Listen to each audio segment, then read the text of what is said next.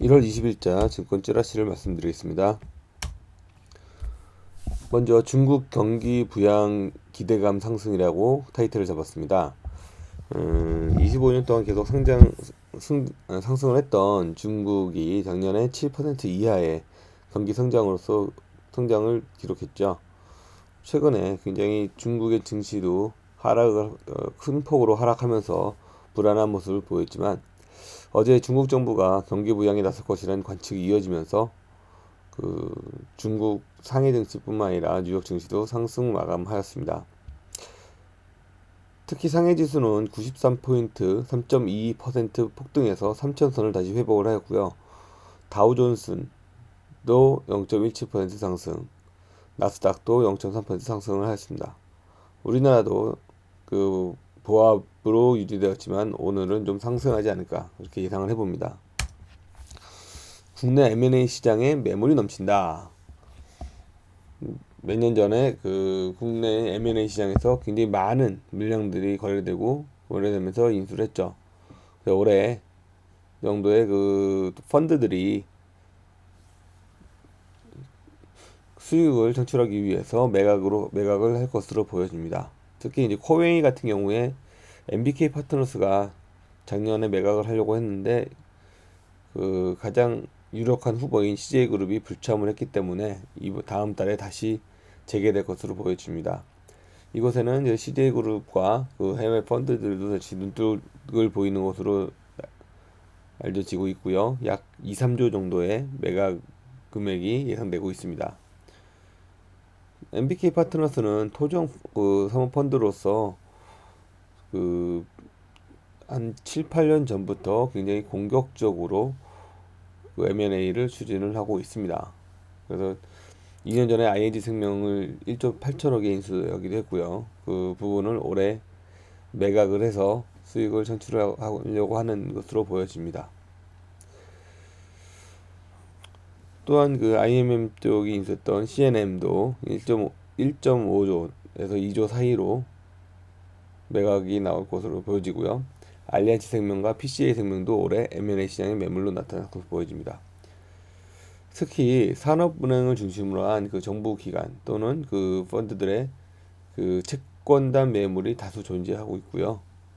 산업은행의 비금융 자회사 매각과 유암 고유 한계기업 인수 등으로 매물은 더 늘 것으로 보여집니다. KDB 생명이라든지 한국항공우주라든지 리노스라든지 이런 매물들이 올해 많이 나타날 것으로 보여집니다.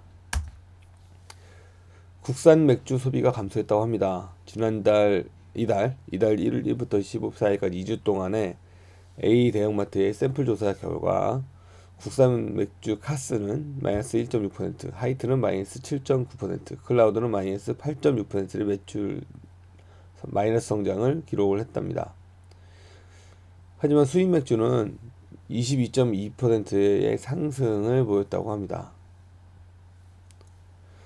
지난 7월부터 수입 맥주는 월 두 자릿수 상승을 꾸준히 이어지고 있고요. 카스와 하이트는 역성장을 뚜렷이 나타나고 있습니다. 특히 하이트 같은 경우에는 계속적으로 많이 하락하고 있어서 좀 반전이 필요할 때가 된 것으로 보여집니다. 이제 몇 년 전 나왔던 클라우드 역시 작년에 역성장으로 전환이 됐고요. 수치가 마이너스로 나타나고 있습니다. 그래서 수입 맥주 판매 비중은 작년 7월 이후 지속적으로 늘어서 이제 절반 가까운 43%를 기록한다고 합니다. 카스라든지 하이트, 클라우드 이런 제조업체들은 주가의 악재를 받지 않을까 보여집니다. 코리아 그랜드 세일 작년 가을에 소비를 진작을 위해서 대규모의 판매 촉진 행사를 했었죠. 맞춰서 다시 설 연휴를 맞춰서 정부에서 대규모의 세일 행사를 한다고 합니다. 근데 아쉬운 거는 작년 가을이나 지금이나 너무 급하게 준비하고 급하게 실행을 하다 보니 굉장히 참여라든지 기획이라든지 이런 부분이 미흡한 게 많이 있었죠. 그래서 미국의 그랜드 세일하고 비교했을 때 좀 차이가 많이 나는 모습을 보였습니다. 하지만 이번에도 정부 주도하에 굉장히 많은 전략이 나오고 있어서 유통업체한테는 굉장히 호재로 나타날 것으로 보여집니다. 이동통신 요금이 경쟁이 치열해지고 있는 것으로 보여집니다. 특히 이제 알뜰폰 업계가 작년에 점유율 10%를 넘었어요. 그래서 굉장히 위치를 잡고 있고요. 물론 계속적인 적자인 회사들이죠. 이 알뜰폰 업계에서 마케팅을 좀 더 공격적으로 진행하고 있습니다. 올 초에 우체국 알뜰폰은 기본료 없이 50분 무료 통화를 제공하는 NX텔레콤의 에이제 요금제 등 초저가 요금제를 런칭했습니다. 기본료 없이 50분 무료 통화죠.